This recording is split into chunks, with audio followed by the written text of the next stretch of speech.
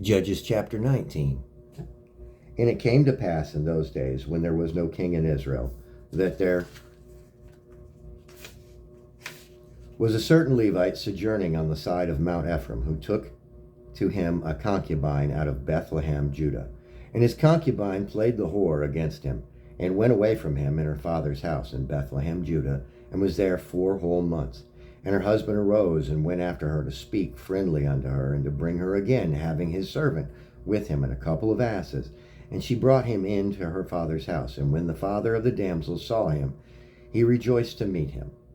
And his father-in-law, the damsel's father, retained him, and he abode with him 3 days, so that he'd eat and drink and lodge there. And it came to pass on the 4th day, when they arose early in the morning, that he rose up to depart. And the damsel's father said unto his son-in-law, Comfort thine heart with a morsel of bread, and afterwards go your way. And they sat down and did eat and drink, both of them together. For the damsel's father had said unto the man, Be content, I pray thee, and tarry all night, and let thine heart be merry. And when the man rose up to depart, his father-in-law urged him. Therefore he lodged there again. And he arose early in the morning on the 5th day to depart. And the damsel's father said, Comfort in thine heart, I pray thee. And they tarried until afternoon, and they did eat both of them. And when the man rose up to depart, he and the concubine and his servant and his father-in-law, the damsel's father, said unto him, Behold, now the day draweth toward evening. I pray you tarry all night. Behold, the day groweth to an end. Lodge here, that thine heart may be merry, and tomorrow get you early on your way, that thou mayest go home. But the man would not tarry that night, but he rose up and departed, and came over against Jebus, which is in Jerusalem, and there were with him 2 asses saddled, his concubine also with him.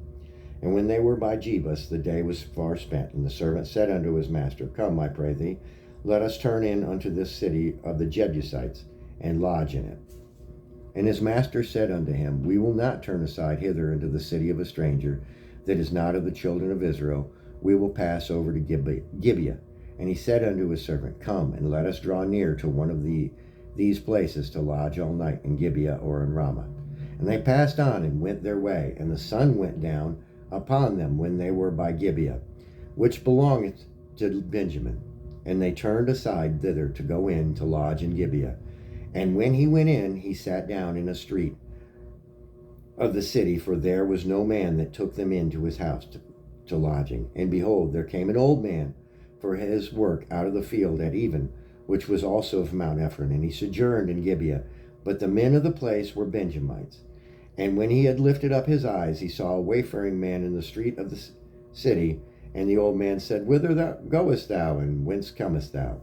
And he said unto him, We are passing from Bethlehem, Judah, toward the side of Mount Ephraim. From thence am I, and I went to Bethlehem, Judah, but I am now going to the house of the Lord. There is no man that receiveth me to house. Yet there is both straw and provender for our asses, and there is bread and wine also for me and for thy handmaid, and for thy young man which is with thy servant. There is no want of anything. And the old man said, Peace be with thee. Howsoever, let all thy wants lie upon me, only lodge not in the street. So he brought him into his house, and gave provender unto the asses, and they washed their feet, and did eat and drink. Now as they were making their hearts merry, behold, the men of the city, certain sons of Belial, beset the house round about, and beat at the door, and spake to the master of the house, the old man, saying, Bring forth that man that came into thy house, that we may know him. And the man, the master of the house, went out to them, and said unto them, Nay, my brethren, nay, I pray you, do not so wickedly, seeing that this man is come into mine house. Do not this folly. Behold, here is my daughter, a maiden, and his concubine. Then I will bring out now, and humble ye them, and do with them what seemeth good unto you. But unto this man do not so vile a thing. But the men would not hearken to him. So the men took his concubine, and brought her forth unto them. And they knew her, and abused her all the night until the morning. And when the day began to spring, they let her go. Then came the woman in the dawning of the day, and fell down at the door of the man's house, where her Lord was, till it was light. And her Lord rose up in the morning, and opened the doors of the house, and went out to go his way.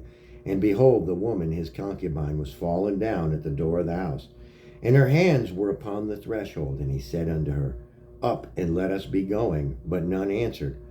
Then the man took her upon an ass, and the man rose up and got him up in his place.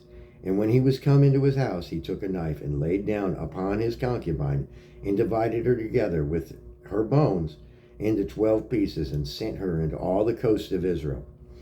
And it was so that all that saw it said, there was no such deed done nor seen from that day, that the children of Israel came up out of the land of Egypt unto this day. Consider it, take advice, and speak your minds. Amen. That was Judges chapter 19.